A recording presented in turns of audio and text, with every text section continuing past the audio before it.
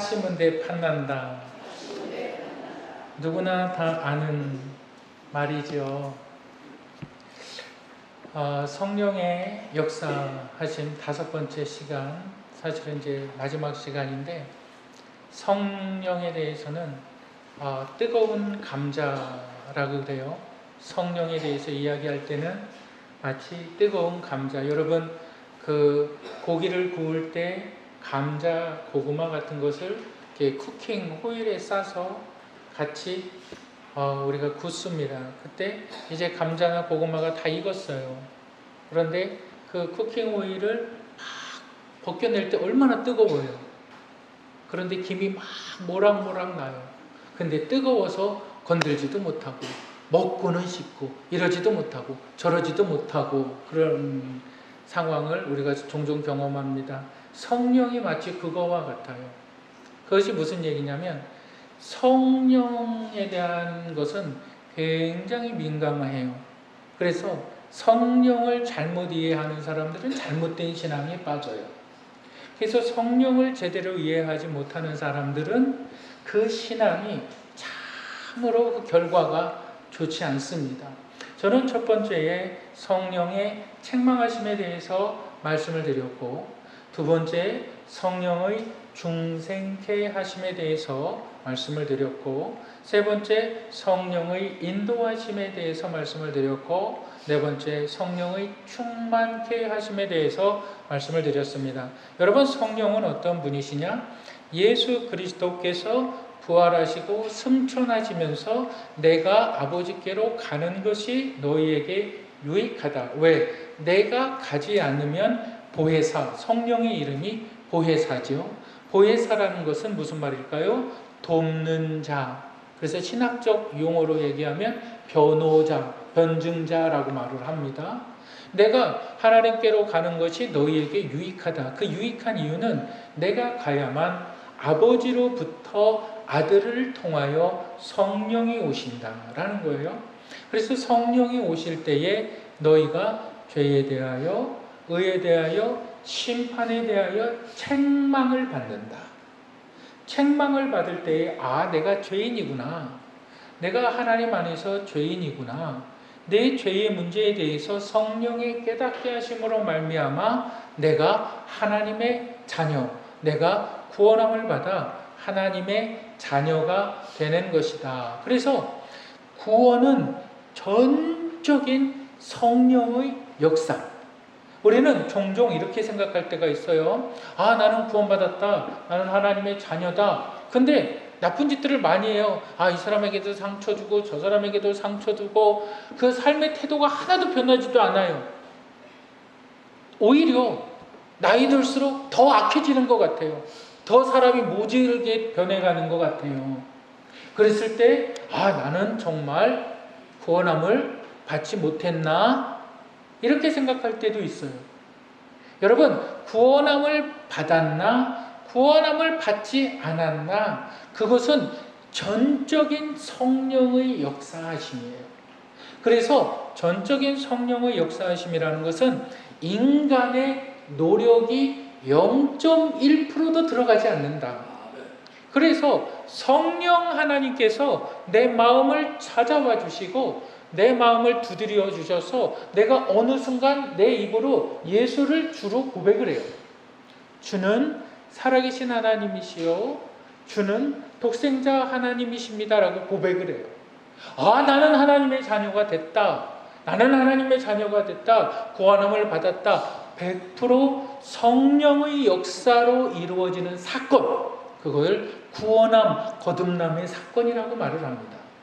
그리고 나서 이제 우리가 성령의 인도함을 받을 때는 기억해야 되는 것이 있는데, 성령의 내주하심. 성령께서, 구약의 성령은 신약의 성령과 달라요. 본질적으로 다른 것이 아니라 구약의 성령은 예수 그리스도께서 오지 않으셨기 때문에 주로 영, 하나님의 영, 하나님의 신, 이렇게 표현이 되어져요. 여러분, 한번 제가 물어볼게요. 삼손이 힘이 어디서 나요? 삼손이 힘이 어디서 나요? 침묵하시기로 결심을 하셨습니까? 삼손이 힘이 어디서 나요? 에? 너무 성경을 잘 알죠. 좀 활짝 웃으세요. 뭐 혼나러 오신 것도 아닌데 왜? 삼손의 힘이 어디서 나요? 삼손의 힘이 머리에서 난다. 그래서 삼손이 머리를 그 미장원에 가서 머리를 잘랐기 때문에 삼손이 그 힘을 잃어버렸다라고 얘기하는데 그러지 않아요. 성경을 읽어보면 앞뒤 문맥에서 삼손이 낙타의 그 턱뼈를 가지고 블레셋인들을 3,000명을 죽일 때에 그 앞에 전에 꼭 등장하는 단어가 있어요. 여호와의 신이 감동하심으로 라는 거예요. 그걸 성령의 다른 말이에요. 그런데 삼손이 데릴라의 꼬임에 빠져서 미장원 가서 머리를 아주 삭발을 했어요. 근데 삼손이 힘을 못 써요. 머리카락이 잘려져서 힘을 못 쓰는구나. 그런데 그 앞절에서 뭐라 그러냐면 여호와의 신이 떠나매. 그래서 구약에서는 성령께서 범죄한 사람들, 하나님의 사람들이 하나님을 믿으면서도 계속 범죄해요. 그런데 성령이 떠나요. 또 성령이 와요. 그래서 에스겔에서 보면 하나님의 성령이 때로는 성전 안에도 있고 성전 문지방에도 있고, 그게 무슨 말이냐면 성령이 범죄한 자들 가운데 함께 하지 못하니까 성령이 방황하고 있다라고 말을 하는 거예요. 그런데 신약에 와서는 이제 예수 그리스도의 죽음을 통해서, 그의 부활을 통해서 성령이 오실 때에 예수 그리스도의 죽음을, 예수 그리스도의 부활을 믿는 자들에게는 성령이 영원토록 내주 나와 함께 하신다. 그래서 구원의 역사는 전적으로 100% 누구의 역사냐? 성령의 역사. 그러면 성령께서 구원함을 허락해 주셨을 때에 성령께서 하시는 일이 뭐냐? 그것은 열매를 맺게 하신다. 우리 한번 따라 하시겠습니다. 열매를 맺게 하신다. 네, 성령께서 나의 삶을 통해서 무엇을 하시냐? 열매를 맺게 하시는데 그것이 바로 성령께서 하시는 역사. 그래서 오늘 저와 여러분들이 함께 나눌 말씀의 제목, 우리 다시 한번 따라 하시겠습니다. 성령의 열매. 내가 나의 삶을 되돌아볼 때 성령의 열매가 맺혀지고 있느냐? 성령의 열매가 맺혀지고 있느냐? 우리가 성령의 열매, 주보에 제가 실어놨죠. 주보 3면에 보면 성령의 9가지 열매, 한번 주보 3면을 한번 보세요. 우리 한번 다 같이 한번 성령의 9가지 열매 한번 읽어보실까요? 시작. 사랑, 희락, 화평, 오래 참음, 자비, 양성, 충성, 온유, 절제. 그러니까 성령께서, 구원함을 이루신 성령께서 이제 나의 삶에 9가지 열매를 맺게 하시는데, 자, 여기를 보세요. 성령께서 맺게 하시는 성령의 열매는 9가지다. 9개의 다양한 열매가 아니라 성령의 열매는 하나, 단수, 하나. 그런데 이 성령의 열매가 나의 인격이 어떠한 상황에 처할 때마다 그 열매가 변화되어져요. 그래서 여러분 이렇게 한번 생각해 보세요. 내가 어떠한 인격의 사람인데 사랑이 없는 자들에게는 내가 사랑을 표현할 때가 있고, 구걸하는 자들에게는 내가 자비를 베풀 때가 있고, 성령의 열매는 하나인데 이 하나의 열매가 나의 환경을 통해서 9가지의 모습으로 나타나는 것입니다. 여러분, 그래서 이것을 성령의 열매라고 말을 하는 거예요. 여러분, 우리가 성령의 열매에서 기억해야 하는 3가지가 있는데 그 첫 번째는 우리 한번 따라 하시겠습니다. 내적 상태의 변화. 우리 한번 따라 하실까요? 시작. 내적 상태의 변화. 3가지 성령께서 우리의 삶을 변화시켜 나아가는데 내적 상태의 변화를 시키신다. 그런데 그 내적 상태의 변화가 사랑과 기쁨과 화평. 여러분, 내가 사랑받는 자임을 성령께서 알게 하신다. 여러분, 남녀 간의 사랑을 할 수가 있죠. 사랑은 참 좋은 거죠. 서로 위해 주는 거죠. 서로 돌봐주는 거죠. 서로 보듬어 주는 거죠.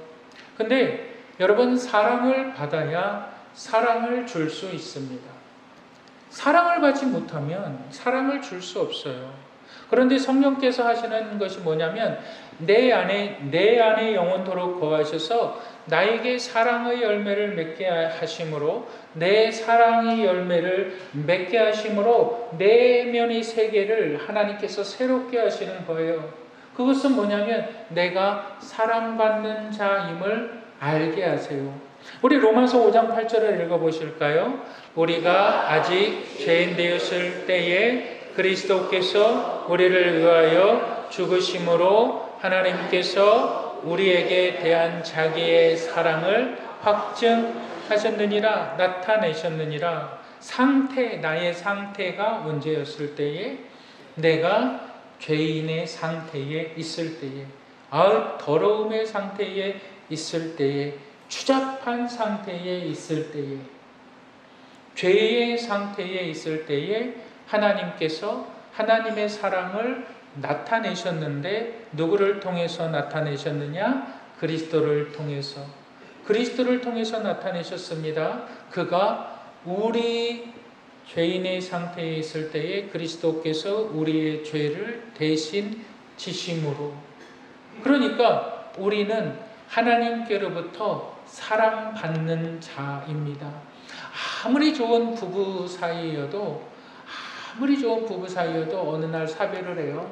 남편이 세상을 떠나요. 아내가 세상을 떠나요. 그런 일들 비일비재하잖아요. 그랬을 때 아내는 모든 것을 다 잃어버린 것 같아요. 남편은 모든 것을 다 잃어버린 것 같아요. 그럴 수 있죠. 그런데 하나님의 사랑은 우리의 상황과, 하나님의 사랑이라는 것은 우리의 상황과 우리의 형편에 따라서 달라지는 것이 아닙니다. 내가 사랑받는 자임을 계속적으로 깨닫게 해주시는 거예요. 내가 사랑받는 자. 그래서 예수 믿으면 고아로 자란 사람도 사랑을 느낄 수가 있어요. 하나님의 사랑을 느낄 수가 있어요. 예수 믿으면 평생 사랑을 못 받았던 사람도 내가 사랑을 받을 수가 있어요. 그것이 나의 내면 세계를 변화시키는 하나님의 성령의 첫 번째 역사, 내가 사랑받는 자임을 알게 하시는 거예요. 그리고 기쁨을 누리게 하세요. 여러분, 기쁨이라는 것이 뭘까요? 기쁨이라는 것은 만족이에요. 여러분, 사람들은 부자 되기를 원합니다. 왜 부자 되는 것을 좋아할까요? 제가 여러 가지 책들을 살펴보다가 챗 GPT에게 물어봤어요. AI에게 물어봤어요. 사람들은 왜 그렇게 부자가 되는 것을 원하냐? 그러니까 내가 하고 싶은 것, 내가 사고 싶은 것, 내 원하는 것을 다 할 수가 있다. 부자가 되면 그 종류를 쭉 나열을 하는데 맨 마지막에 뭐라고 이야기를 하냐면 부자가 되면 마음이 편하다 이거예요. 부자가 되면 내가 돈 걱정을 하지 않아도 돼요. 내가 빚 때문에 고생당하지 않아도 돼요. 내가 가고 싶으면 가고 내가 하기 싫으면 하지 않고 누군가 구속을 받지 않아요. 챗GPT가 그렇게 얘기해요. 그것이 뭐냐면 부자가 되면 마음이 편하다라는 거예요. 여러분, 성령께서 우리의 내면의 마음을 변화시키는 것은 진정한 부자로 만드세요. 그것을 기쁨이라고 만드는데 말씀하고 있는데, 그것이 뭐냐면 여러분, 성령께서 우리를 진정한 부자로 만드시는 것은 내 삶의 만족이라는 것을 느끼게 해 주십니다. 내가 집에 가서 그냥 식구들과 가족들과 밥을 먹어요. 진수성찬이 아니에요. 라면 하나를 끓여 먹어도 그게 감사한 거예요.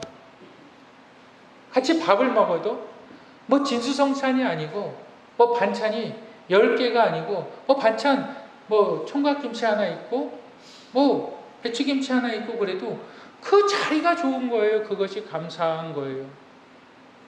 그것이 기쁨이라고요. 그것이 성령께서 주시는 만족의 기쁨이라는 거예요. 내가 집을 가면 내 집은 그렇게 막 대궐같이 크지가 않아요. 내 집은 그렇게 좋지도 않아요. 그런데 그냥 집에 딱 가면 마음이 편안하다. 이것이 성령께서 내 마음을 변화시키는 기쁨이라고요. 세상의 사람들은 그 기쁨의 기준이 언제나 경쟁 상대적입니다.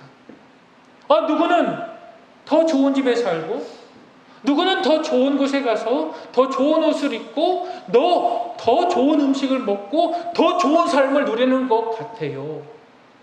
마치 그게 내 삶의 기쁨을 주는 것 같아요.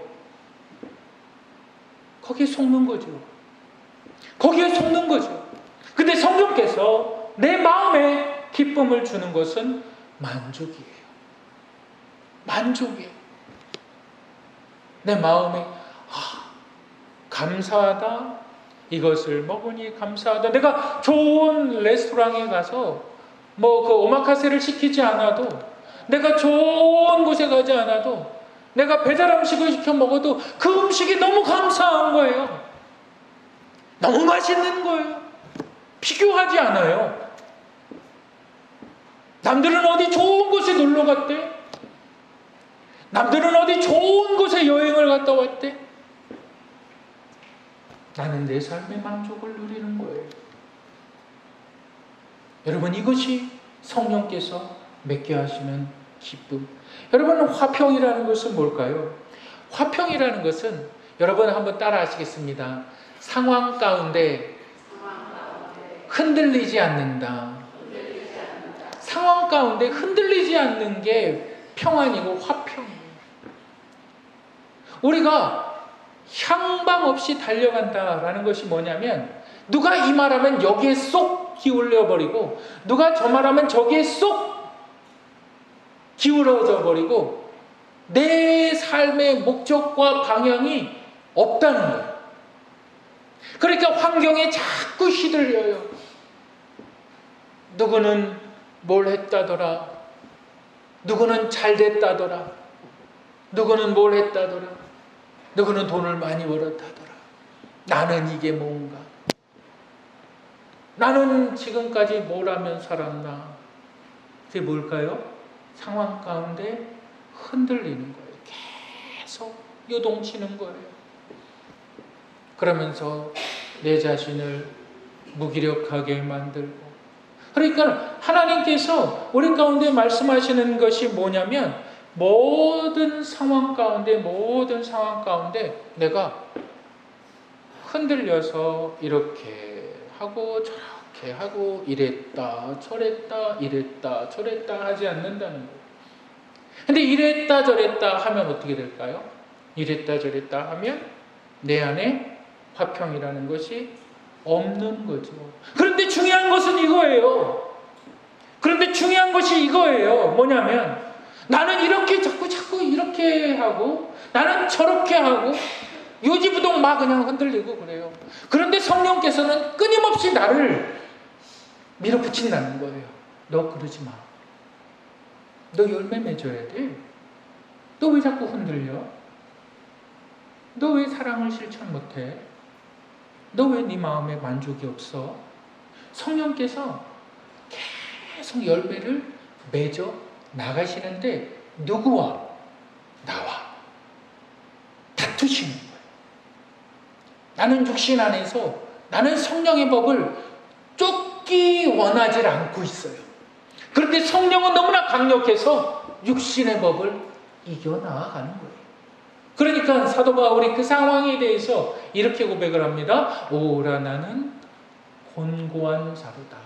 이 사망의 법에서 누가 나를 건져내랴. 이 사망의 법이 뭐냐면, 이 죽을 몸뚱아리 안에서 나 좀 구원해 주세요, 그 말이에요. 사도 바울도 계속 그렇게 싸우는 거예요. 성령은 열매 맺게 하시는데 내 육신은 자꾸 아니다 싸우는 거예요. 저도 마찬가지고 여러분들도 마찬가지고 우리는 계속 이 싸움을 하는 거예요. 언제까지? 육신을 벗어날 때까지. 그런데 중요한 건 뭐예요? 나는 성령을 이길 수 없다. 나는 성령을 이길 수 없고 성령은 내 안에서 열매를 맺게 하신다. 그래서 우리는 이것을 성령의 역사하심이라고 말을 하는 거예요. 두 번째로 성령의 역사하심 가운데 우리가 기억해야 되는 것이 있는데 우리 한번 따라 하시겠습니다. 대인관계의 상태.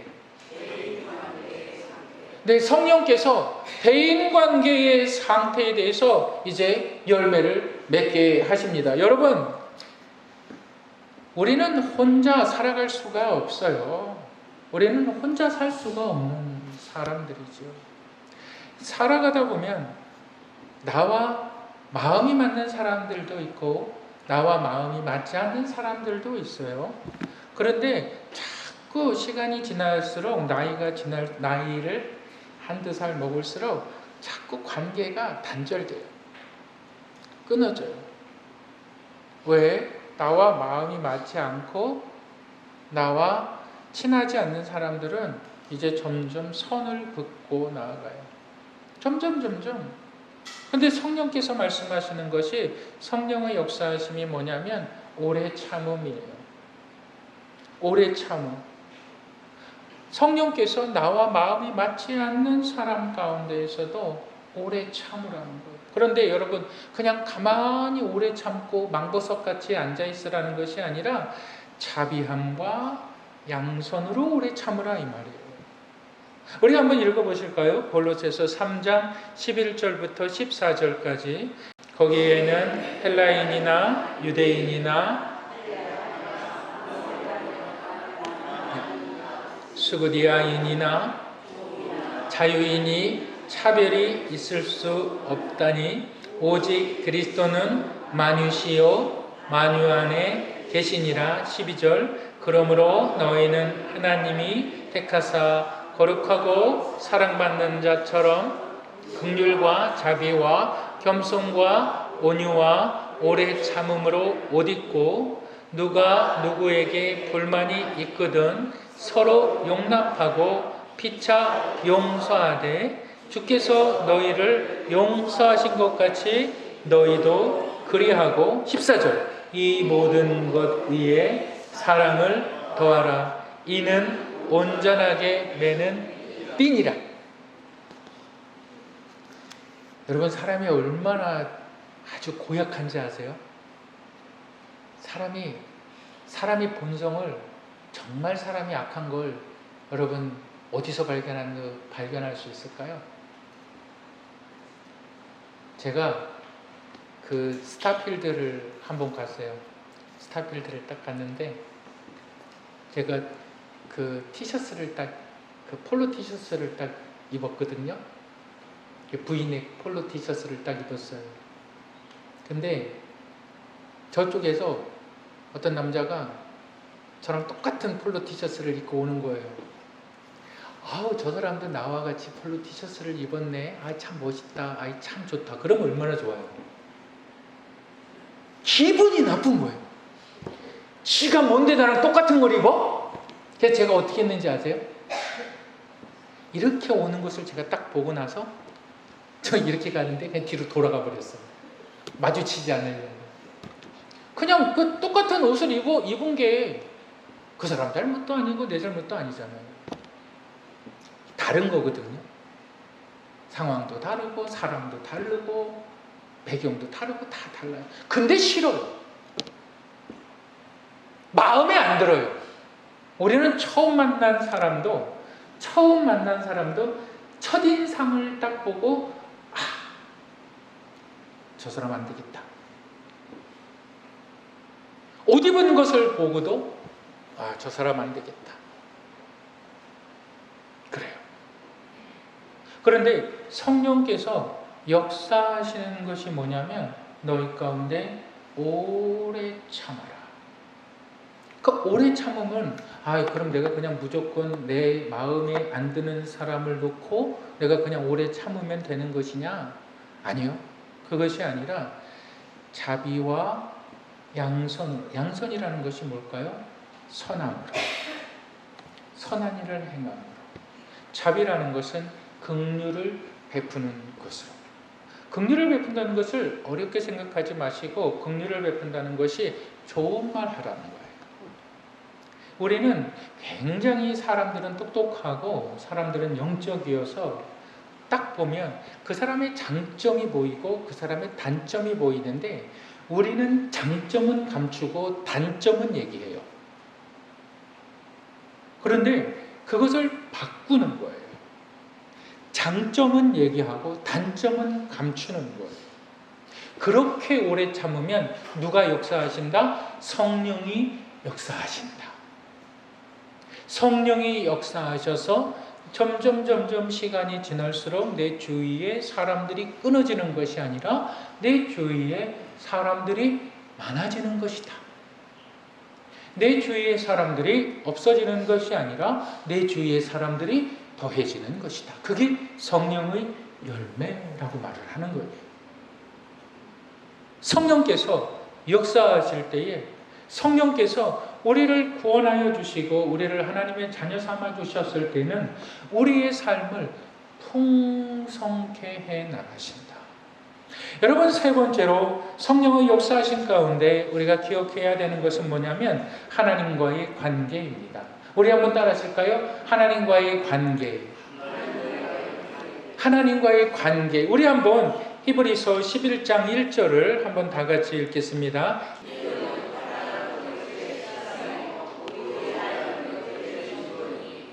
여러분, 지금 히브리서가 기록될 때에 믿음은 보이지 않는 것이잖아요. 실상은 형태잖아요. 있는 것이잖아요. 보이지 않는 것이 믿음이 보이지 않는 것이 보여지게 됐다라는 거예요. 그러니까 믿음은 보이지 않는 것은 나중에 보여지게 된다. 그러니까 믿음은 바라는 것들의 실상. 유대인들이 이 말을 할 때의 배경을 알아야 돼요. 왜? 유대인들은 로마의 지배하에 있었고 갖은 정말 포로기 시대와 갖은 압박 속에서 비참한 삶을 살고 있었어요. 여러분 한번 생각해 보세요. 우리나라가 일제치하에 정말 식민지 생활을 하고 있어요. 모든 것은 다 일본 사람들의 검열을 받아야 되고 한국말은 쓰지도 말아야 되고 다 일본 언어를 다 해야 되고 공교육에서는 다 일본어로만 가르쳐야 돼요. 창씨개명이라고 해서 우리나라 이름도 다 바꿔야 돼요. 여러분, 그때의 사람들의 간절함이 뭐였을까요? 그때의 사람들의 간절함이라는 것은 우리가 일본으로부터 해방되면 좋겠다라는 거예요. 우리가 일본으로부터 해방되면 좋겠다. 그런데 방법론에 있어서 어떻게 해방될 것이냐? 저 나쁜 일본 사람들, 좀 강력한 지도자가 나타나서 저 나쁜 일본 사람들을 다 몰아내고 다 죽여버리고 탱크로 몰아내고 총으로 몰아내고 다 없애버렸으면 좋겠다. 이런 강력한 지도자가 나왔으면 좋겠다 라는 생각으로 이 본문이 쓰여진 거예요. 그러니까 유대인들에게 있어서 정말 메시아, 정말 그리스도, 정말 구원자는 어떠한 사람이어야만 했냐면 로마의 지배에서 강력한 군대를 이끌고 와서 로마로부터 우리를 해방시킬 수 있는 정치적으로 영향력이 있는 강력한 사람을 원했던 거예요. 그런데 예수 그리스도는 강력하게 오시지 않으셨어요. 그는 마치 도살장에 끌려가는 순한 양처럼 이 땅에 오신 거예요. 그런데 시간이 지나고 나서 보니까 예수가 정말 강력한 어떠한 혁명가로서 예수가 왔다 그러면 여러분 지금 로마 황제는 다 죽고 없어져 버렸어요. 예수의 이름은 역사 속에서 다 사라져 버렸을 거예요. 그런데 예수가 도살장에 끌려가는 순한 양처럼 인간의 몸을 입고 오셔서 그 자신을 내어주심으로 말미암아 구원을 이루셨어요. 그래서 누구든지 나를 통하지 아니하면 하나님 나라에 들어갈 수 없다라고 말씀하신 문을 만들어 놓으셨어요. 예수 그리스도가. 그 예수, 자신을 내어주신 겸손의 왕인 그 예수, 그 예수를 향한 우리의 믿음, 그것을 충성이라고 말을 합니다. 그 예수를 여러분 생각해 보시길 바랍니다. 충성과 온유와 절제, 하나님께서 가장 기뻐하시는 거예요. 그래서 충성이라는 것은 예수를 향한 나의 믿음이, 예수를 향한 나의 믿음이 날마다 자라나는 거예요. 하루를 시작할 때 주님 오늘 나에게 새날을 주셔서 감사합니다. 하나님 오늘 어떠한 일들을 이루어 해야 될 일들이 있는데 하나님 몸 지치지 않게 해주세요. 내 믿음이 삶에 나타나는 거예요. 전적으로. 그것이 충성의 열매라고요. 그런데 이 충성의 열매를 서포트하는 것이 있는데 그게 뭐냐면 돕는 것이 있는데 온유와 절제. 절제라는 것은 뭘까요? 해야 될 일과 하지 말아야 될 일을 구분하는 것. 중요한 일과 중요하지 않은 일을 구분하는 것. 그 절제예요, 절제. 다 바쁘게 일할 필요가 없어요. 내가 해야 될 일이 있고 내가 하지 않아도 되는 일이 있어요. 근데 내 머리는 너무 분주해. 다 중요한 일이고 다 해야 되는 일이에요. 이게 뭘까요? 욕심. 온유는 뭘까요? 우리의 믿음이 자라날 때 중요한 것이 있어요. 온유. 온유라는 것은 여러분 한번 손가락 이렇게 펴보세요. 손가락 이렇게 짝짝짝짝짝짝짝 펴보세요. 이 중에 하나의 손가락도 안 움직인다면 여러분 어떨까요? 굉장히 마음 아프겠죠? 온유라는 것은 우리의 뼈마디가 다 기능을 하는 것을 말해요. 그런데 이것이 성령의 역사라고요. 그러니까 성령께서 너를 일하게 하시고 성령께서 너를 움직이시는데 성령께서 내 몸을 치료하시는 거야. 그것을 이사야서는 뭐라 그러냐면 치유의 광선이 발하여 라고 말을 하는 거야. 너 귀한 인생을 살아가는데 너 마디마디에 힘이 있어야지. 내가 운동을 열심히 해서 근력을 키우고 지구력을 키우고 체지방을 줄이고 이런 것이 아니라 성령께서 네 뼈 마디마디에 네 심줄에 힘을 주시는 거예요. 그게 오유예요. 그게 성령의 역사하심 가운데 나타나는 하나님과의 관계. 여러분 이걸 꼭 기억하시길 바랍니다. 하나님은 우리 가운데 성령을 보내셔서 우리 가운데 성령의 열매를 맺게 하십니다. 첫째는 나의 내면을 변화시킵니다. 두 번째로는 대인 관계의 변화를 하나님께서 성령을 통해서 허락하십니다. 세 번째는 우리 믿음이 계속 성장할 수 있도록 우리의 삶의 모든 필요를 채우실 뿐만이 아니라 고치십니다. 이 성령의 열매가 맺어지고 있습니까? 여러분 우리 이 시간 한번 기도하실 때에 이 성령의 열매를 사모함으로 이 성령의 열매가 주님 나를 통해서 더욱더 맺혀지기를 원한다고 여러분 우리 한번 이 시간 다 같이 기도하도록 하겠습니다. 우리